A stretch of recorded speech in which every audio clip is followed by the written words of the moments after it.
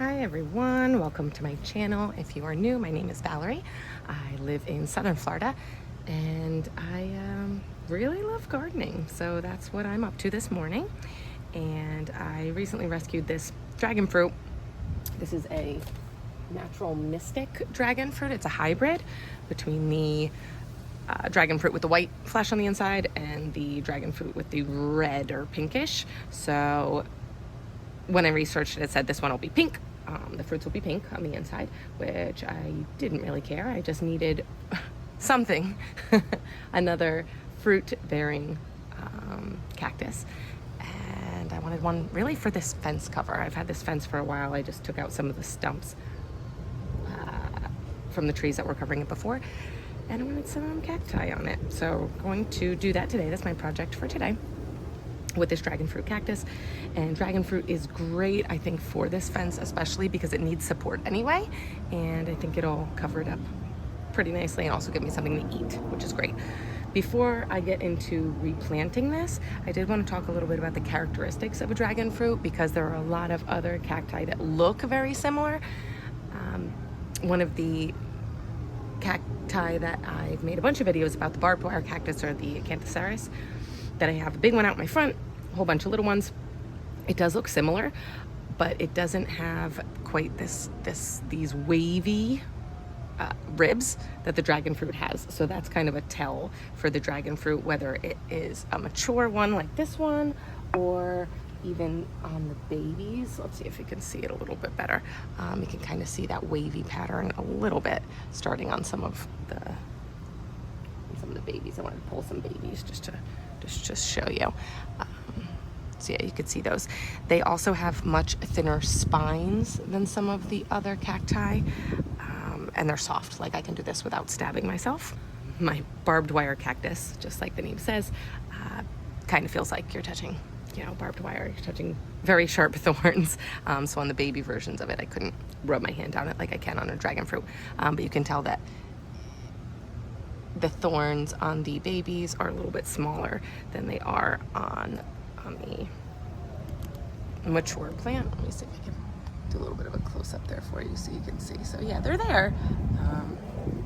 And they would hurt if you grabbed them really hard, but they're a lot smaller. So that's one way to tell them apart.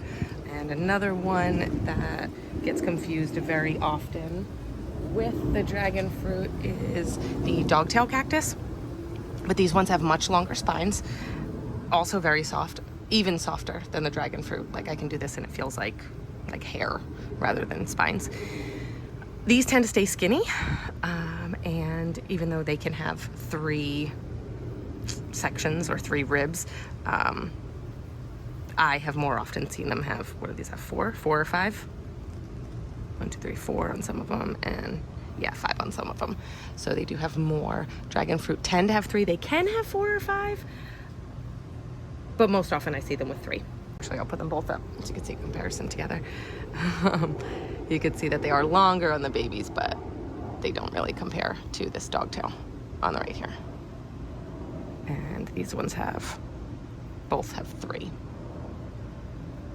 ribs, whereas the rest of these on the dogtail have 1, 2, 3, 4, I think 5. I can't even tell because it's so hairy. Okay. So an important thing to note with the dragon fruit, and you can see that there's already been an attempt to do this, is that it really needs support. Again, that's the reason why I'm putting it up against the fence. I'm actually going to probably tie one to the fence post.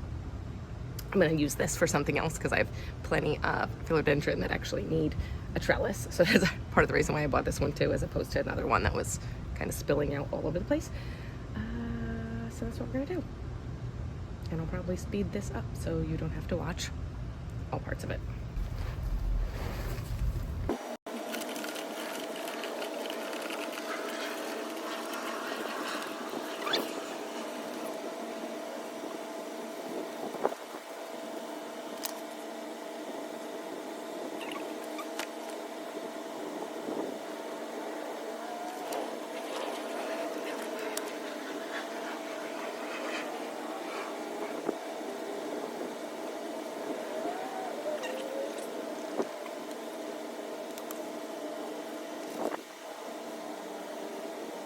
Okay, so here we have that.